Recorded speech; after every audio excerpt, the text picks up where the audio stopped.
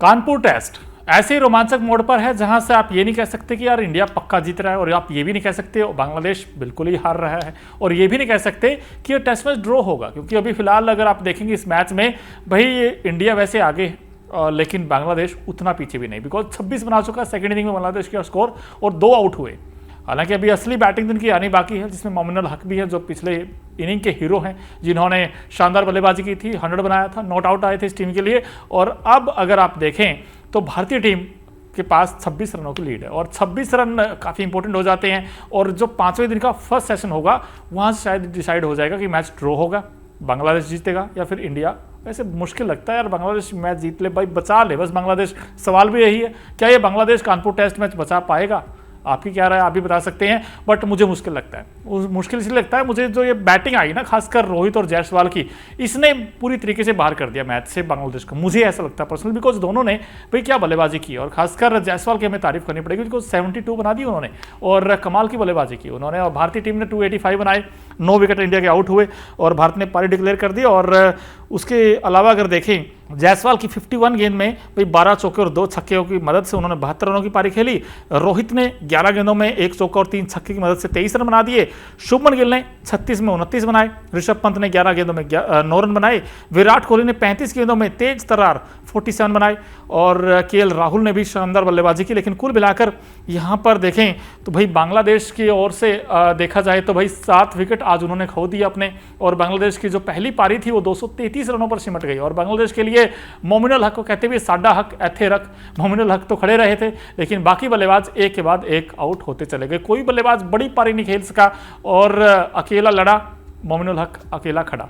लेकिन इसके अलावा भाई अगर कोई और बल्लेबाज खेलता तो शायद हो सकता है वो 300 के आसपास पहुंच जाते, और एक कहीं ना कहीं साइकोलॉजिकल उनके पास एडवांटेज होता कि भाई हमने 300 बना दिए फर्स्ट इनिंग में। लेकिन अब बांग्लादेश फंस गया।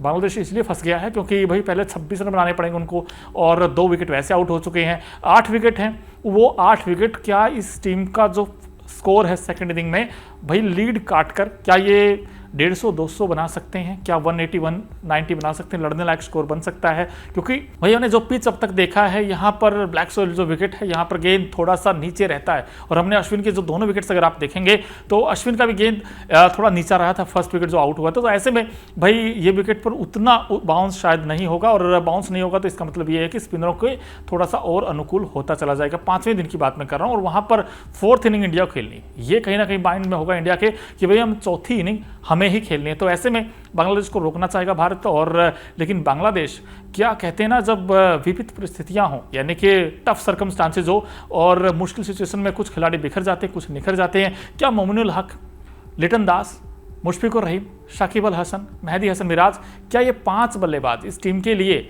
अच्छा कर पाएंगे? क्या ये स्कोर 200 के आसपास पहुंचा पाएंगे? ये एक सवाल रहेगा। लेकिन आज का अगर आप दिन देखेंगे 2-3 चीज़ें बड़ी इंपॉर्टेंट थी। एक तो ये था कि भारतीय टीम के लिए रविंद्र जडेजा ने इतिहास रच दिया, उन्होंने 300 विकेट अपने हासिल कर लिए, और रविंद्र जडेजा की तारीफ करनी पड़ेगी क्योंकि बिशन सिंह बेदी के बाद भारत के लिए जो सबसे ज़्यादा विकेट चटकाए थे बिशन सिंह बेदी ने, लेफ्ट आर्म स्पिनर थे, लेकिन अब जडेजा ने वो काम करके दिखा दिया। 300 विकेट लिए उन्होंने, कमेंडेबल अचीवमेंट रविंद्र जडेजा के लिए। नंबर 2 चीज़, भारत ने आज रिकॉर्ड तोड़ दिया भाई, सिर्फ 19 बॉल में 51 बना दिए भारत ने। 3 ओवर में 50 बन गए इंडिया के, यार इस तरह का स्टार्ट दे दिया था। और एक और चीज़ बड़ी इंपॉर्टेंट थी, वो ये थी कि भाई जायसवाल ने भाई 50 बना दी, बड़ी तेज अंदाज में उन्होंने बैटिंग की।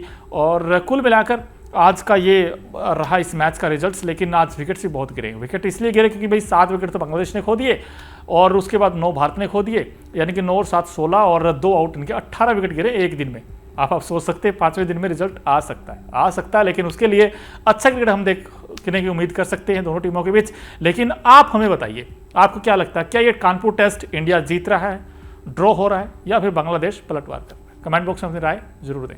न्यूज नेशन अब व्हाट्सएप पर खबरों की ताजा अपडेट के लिए न्यूज नेशन के इस क्यूआर कोड को स्कैन करें।